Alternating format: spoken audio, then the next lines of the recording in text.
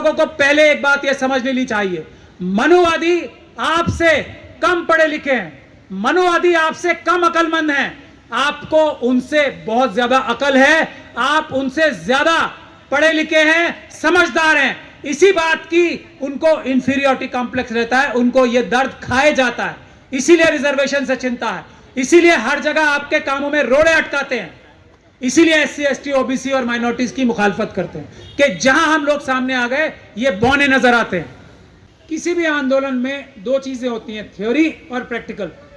किसी भी टेस्ट में भी, अभी आधुनिक शिक्षा जो हम प्राप्त करते हैं उसमें थ्योरी और प्रैक्टिकल, थ्योरी से जो हम सीखते हैं उसको प्रैक्टिकल में अमल में भी लाना चाहिए। अगर हम थ्योरी सीख कर ज्ञान तो प्राप्त कर लें लेकिन ज्ञान का फायदा अपने लोगों को ना पहुंचा पाएं तो ये ज्ञान का एक तरह से नुकसान ही है। ऐसे ज्ञान का क्या फायदा। तो मेरी ये गुजारिश है कि एक आध हम प्रैक्टिकल भी कुछ काम करें, कुछ आंदोलन करें, कुछ एजिटेशन करें, पीसफुल प्रोटेस्ट, शांतिपूर्ण ढंग से संविधान के दायरे में रहकर। आप सभी लोग जानते हैं पायल तड़वी, रोहित वेमुला, वो सिर्फ दो एग्जाम्पल हैं। अभी लेटेस्ट एक चंद्रशेखर साहब हैं जिन्होंने जम्मू में आत्महत्या कर ली। ऐसे हमारे पढ़े लिखे प्रोफेशनल्स, डॉक्टर्स, टीचर्स, प्रोफेसर्स आत्महत्या करने पर क्यों मजबूर हो रहे हैं, ये एक बहुत ही महत्वपूर्ण विषय है। दिल्ली यूनिवर्सिटी में अगर देखा जाए तो हकमारी करके सिर्फ शेड्यूल कास्ट और शेड्यूल ट्राइब की 2700 सीटें, 2700 बैकलॉग बाकी है और अभी इंटरव्यू चल रहे हैं उसके। क्या हम लोग दिल्ली में रहने वाले कम से कम इस काम का बीड़ा नहीं उठा सकते कि ये जो इतना बड़ा हकमारी का प्रोग्राम अभी चल रहा है, जो अगले आने वाले 1-2 महीने में एक 2700-2800 नौकरियां जो कि शेड्यूल कास्ट कम्युनिटी की हैं, शेड्यूल ट्राइब कम्युनिटी की हैं, वो लूट ली जाएंगी, हमेशा के लिए खत्म कर दी जाएंगी। तो क्या हम लोग जो इतने सारे लोग यहाँ पर आए हैं, हमारी जिम्मेदारी ये नहीं बनती कि हम उसको रोकें और एक प्रदर्शन और एक आंदोलन खड़ा करें अब, जबकि वो 2700-2800 नौकरियां परमानेंटली हड़पने का प्रोग्राम चल रहा है। उसके लिए डॉक्टर रितु यहाँ बैठी हैं, मुझे ये मौका मिला है यहाँ पे कि डॉक्टर रितु भी यहाँ बैठी है। इनके साथ क्या हकमारी हुई है? इनके साथ यह हकमारी हुई है कि ये दौलत राम कॉलेज में बहुत ही ज्यादा अच्छे नंबर लेके 68% नंबर लेके पीएचडी करके एक नौकरी प्राप्त करती हैं दौलत राम कॉलेज में।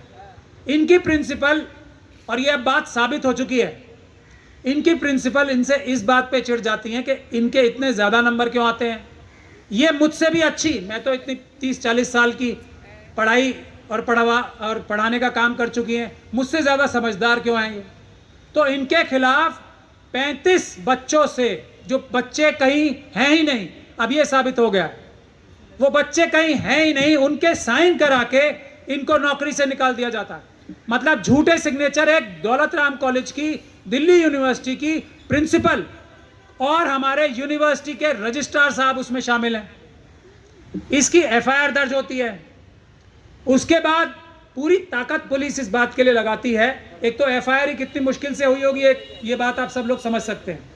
उसके बाद पुलिस पूरी ताकत ये लगाती है कि किसी भी तरीके से प्रिंसिपल को और रजिस्ट्रार को और वाइस चांसलर के दूसरे सीनियर जो यूनिवर्सिटी के ऑफिसर्स हैं उनको बचा कैसे लिया जाए। पूरी ताकत पुलिस लगाती है, लेकिन उसके बावजूद भी इतने सारे सबूत थे, इतने सारे सबूत मौजूद हैं कि चार्जशीट पुलिस को खुद फाइल करनी पड़ी।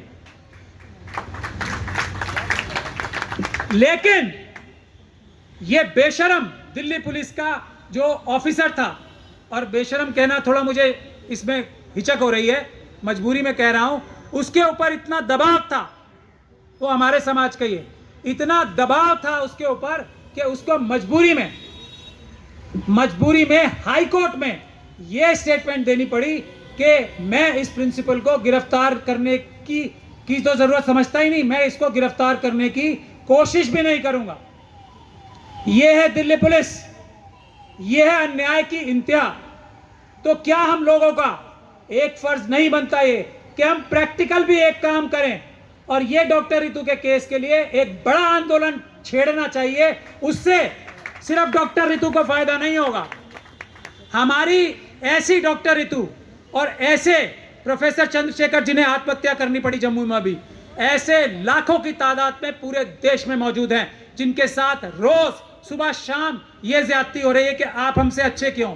आप लोगों को पहले एक बात ये समझ लेनी चाहिए, मनुवादी आपसे कम पढ़े लिखे हैं, मनुवादी आपसे कम अकलमंद हैं, आपको उनसे बहुत ज्यादा अकल है, आप उनसे ज्यादा पढ़े लिखे हैं, समझदार हैं। इसी बात की उनको इंफीरियरिटी कॉम्प्लेक्स रहता है, उनको ये दर्द खाए जाता है, इसीलिए रिजर्वेशन से चिंता है, इसीलिए हर जगह आपके कामों में रोड़े अटकाते हैं, इसीलिए एससी एसटी ओबीसी और माइनॉरिटीज की मुखालफत करते हैं कि जहां हम लोग सामने आ गए ये बौने नजर आते हैं।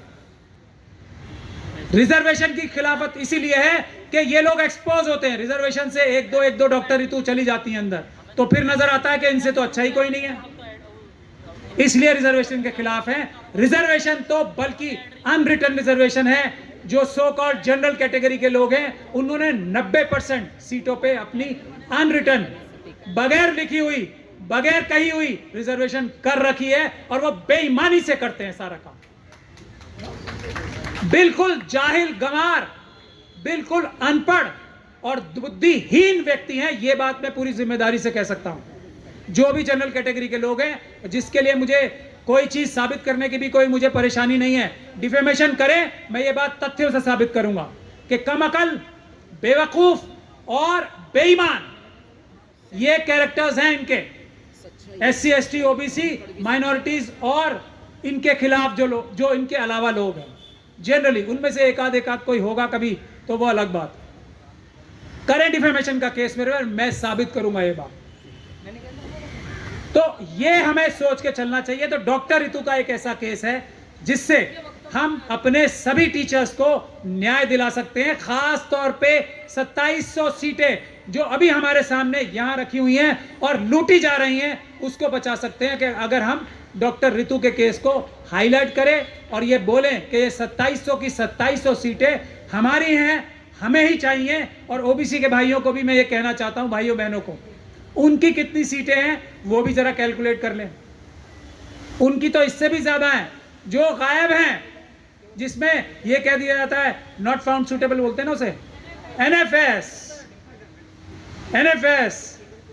और जो मौजूद हैं जनरल कैटेगरी के लोग, वो सूटेबल कभी हो ही नहीं सकते, पैदाइशी अनसूटेबल हैं वो।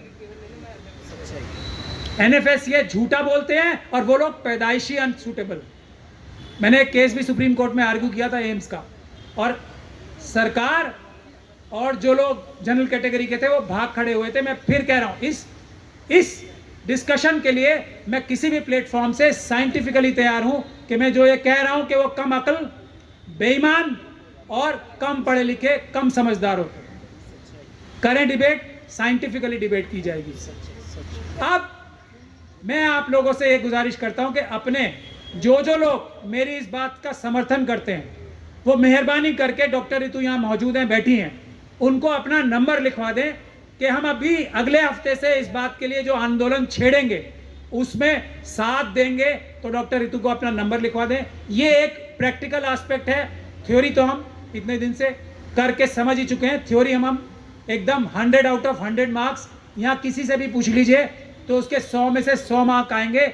अंबेडकरवाद पे, समता पे, इंसाफ पे, बराबरी पे अब प्रैक्टिकल करने का वक्त आ गया है। तो उसके लिए मैं गुजारिश करता हूं कि डॉक्टर रितु को अपने नंबर्स दे दें ताकि हम आप सभी लोगों को जहमत दे सकें, तकलीफ दे सकें कि इस आंदोलन में साथ दें और कम से कम ये 2700-2800 नौकरियां जो हैं उसको हम वापस छीन कर, जो मुस्तहिक हैं, जो उसके लिए एलिजिबल हैं लोग, उनको शेड्यूल कास्ट और शेड्यूल ट्राइब के लोगों को दिलवा सके।